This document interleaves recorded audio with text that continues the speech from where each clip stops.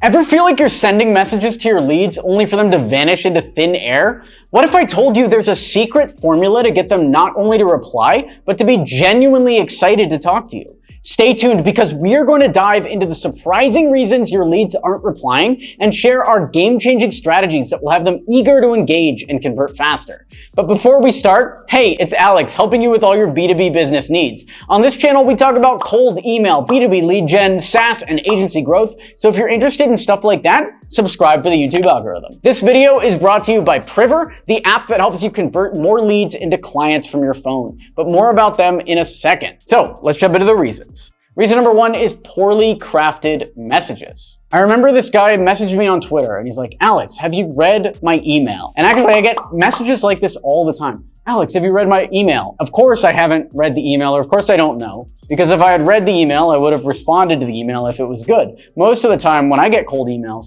I either mark them as spam or I respond to them.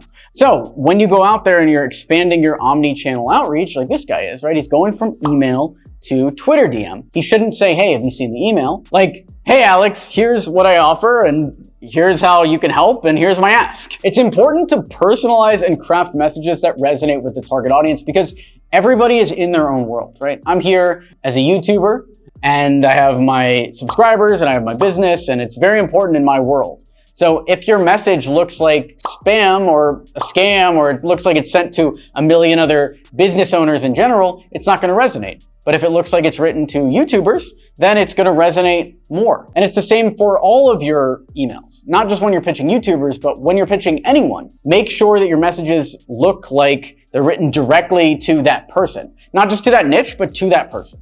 And here are some tips for writing better messages. First, you're going to do your research on the prospect. Do they have any news articles that they're a part of? Did the company just raise money? Make sure that you customize that first sentence of the email using a custom first line. Then you're going to focus on the benefits for the prospect. Your email should not be about you. It should be about them. And it shouldn't really be about your service. It should be about the benefits. So instead of talking about, hey, I'll send cold emails for your business, you should say, hey, I'll book your sales team solid with meetings. Or, hey, I'll increase the sales for your business by 30% like we did for this person. And keep it brief and clear. It should be easy to understand what you're selling, who you are, and why I should respond. You'll be surprised how many messages mess this up. If you wouldn't say this to somebody in a conference, in a live situation, it should not be in your emails. And then also use a strong and relevant subject line. Strong meaning getting a high open rate. My favorite subject line is still a quick question because it works almost all the time. Reason number two why your leads aren't replying is wrong target audience. Me and my brother for a long time were trying to build a business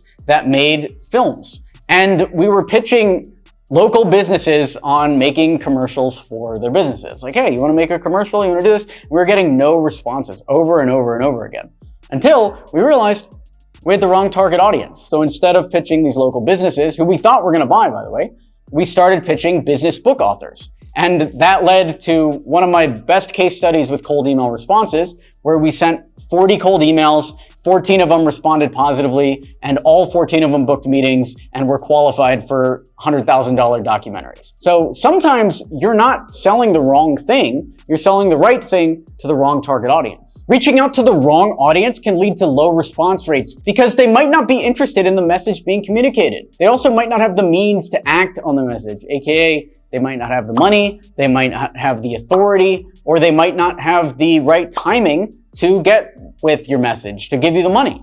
Also, they might not understand the message being communicated. If you're using industry language, like I want to generate more clients for you, and you're talking to doctors, they don't want clients, they want patients. So they're not going to understand what's going on. Also, they might not trust the source of the message. If you're so outside of their industry that you're using completely different language, then they're not going to understand what's going on. They also might not be reachable through the chosen communication channels. They might not use email. And so by reaching them via email, you're just shooting in the dark. They're never going to respond because they never use email. And these are customers like factory workers or CEOs that play golf all day. These ones never check their emails. So by sending to their email, you're just not doing anything. You're not even wasting their time. You're just wasting your time. So here are some tips for identifying and refining your target audience. First, analyze your current customer base to see who actually is working in your business, who actually buys from you. Also, you can research your competitors' customers. Look at the logos on their website. So if you go to one of your competitors' websites, you'll see a bunch of logos. Look at the type of company that they're selling to. And from there, you can create a buyer persona. In fact, I'll actually share with you in the description below the buyer personas that we use for this YouTube channel. Reason number 3 is you're reaching out to your leads at the wrong time. Agencies that sell to Fortune 500 companies are very much a roller coaster.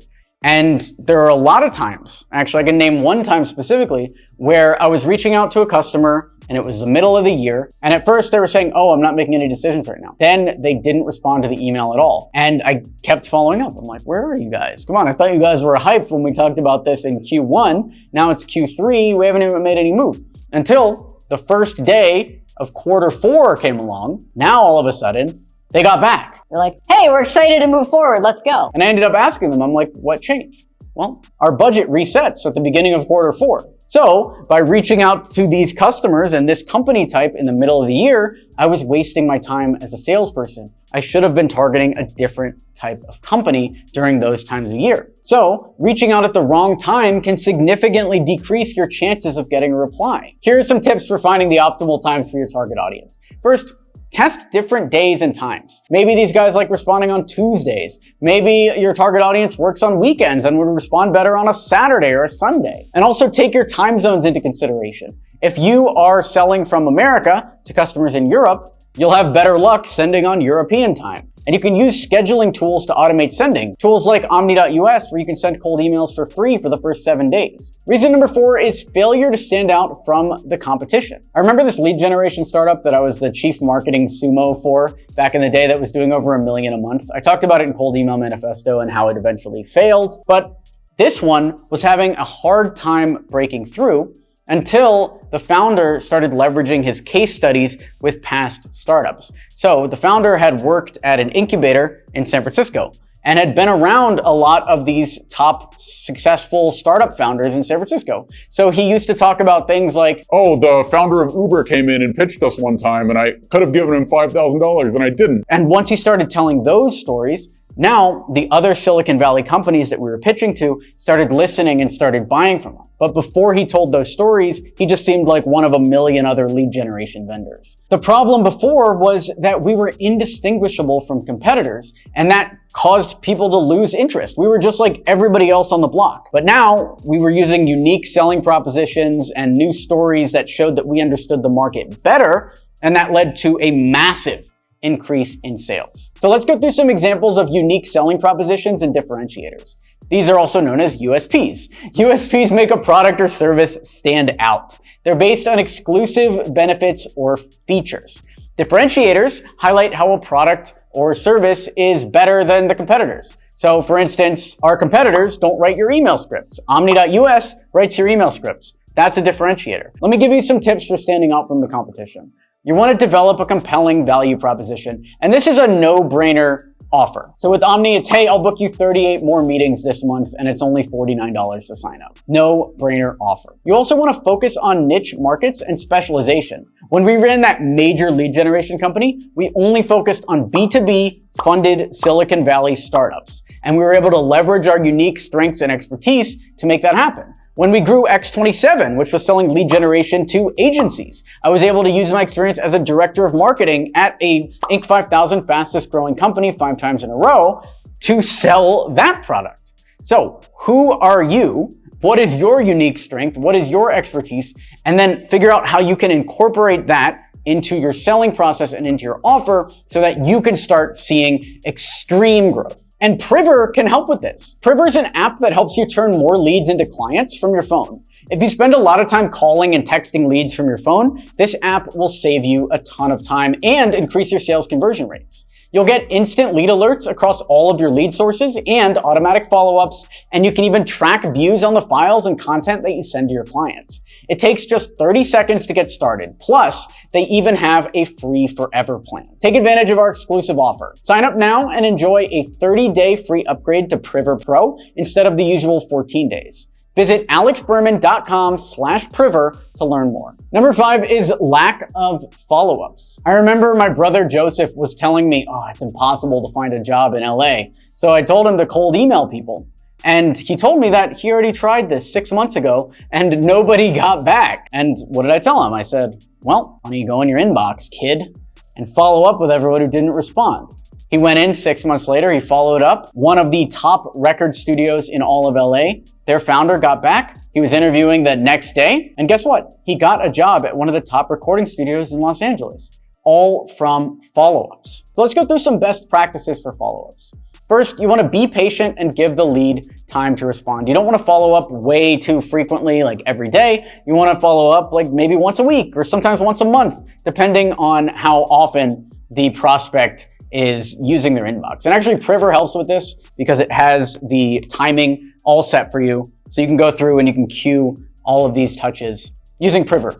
It's very good. You can also use various means for communication. You can use email, phone, social media, all sorts of omni-channels that you can use when you reach out. You want to make sure though that you add value in each follow-up message. You're not just bumping it up to the inbox over and over again. Send some new ideas. Talk about a new client you just generated. Maybe add some reason to sign up, like your price is about to go up or your pricing's expired. Add some value in every email to give them a reason to open. Reason number 6 is overly aggressive sales tactics. I remember when I first started selling, I went into these restaurants. I was selling copywriting to restaurants. And it went so well. He gave me $50 and a check, and I put it up on my wall. Who knows what happened to that check now? But the next one, I went in with that confidence and I pitched him so hard. And then he wasn't seeing the value right away, so I just kept pitching harder and harder. Oh, here's the reason why you should do this. What? You don't want to do this for your business? Do you want to fail? What's wrong with you? I just kept going and going until he kicked me out of the restaurant. I didn't know that sales calls could even end that way.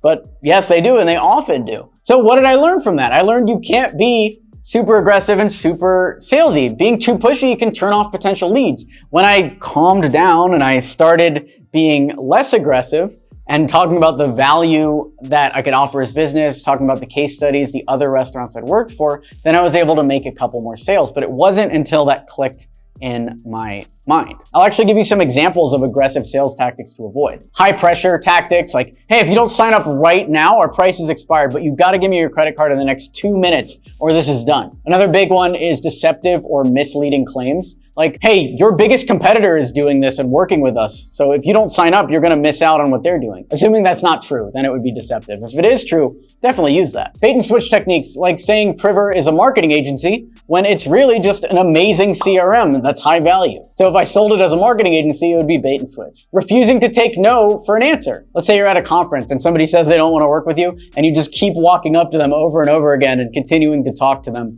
when they don't want to be talked to. That is an aggressive sales tactic and it's not going to win you the sale. Then there's also personal attacks or insults. If you insult their religion or you insult their politics, it's very hard to come back from that. And in fact, let's talk more positively. What are some tips for creating a positive experience? Well, you can focus on building relationships and trust. So if you do want to bring up religion or politics, do some research on the person and find out what side of the aisle are they on? Are they Democrat? Are they Republican? And that way, when you make your jokes, you'll land in the right spot instead of turning them off and seeming too aggressive. You can also be a helpful resource of information. Make sure you're following YouTube channels like this one so you know what's going on. Now you can quote the latest Alex Berman video, and then your customer is going to be like, oh, wow, he watches Alex Berman. I watch Alex Berman too, and I've been too lazy to implement his tactics. I should hire this guy. You can also use a consultative sales approach, where you approach sales like a doctor and you ask the customer questions instead of just ramming